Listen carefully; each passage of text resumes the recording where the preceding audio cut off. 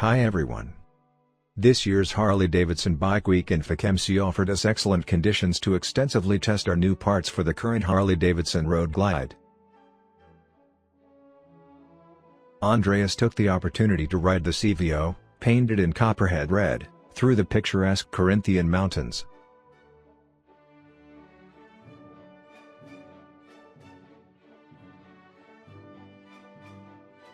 Probably the most noticeable change is the conversion to the 23-digger front wheel, a change that suits the bike incredibly well and ensures balanced proportions.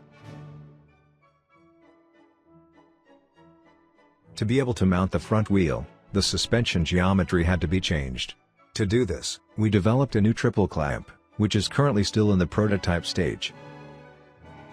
Of course, we are going into even more detail. The mirrors, grips and running boards, CVO standard, can be found in the Adversary collection.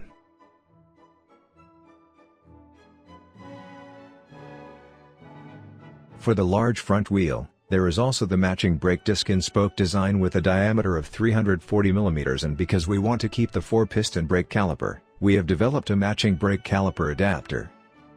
This allows our brake discs to be combined with Brembo brake calipers.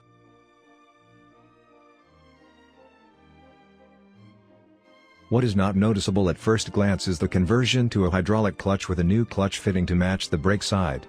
A CNC milled component with integrated expansion tank is used here. The innovative hydraulic conversion also includes a specially manufactured gearbox cover with integrated slave cylinder. In addition, our Atlas handlebars have been redesigned for the Road Glide Helix models, giving the cockpit a striking, masculine look. This sets new accents in the touring model range.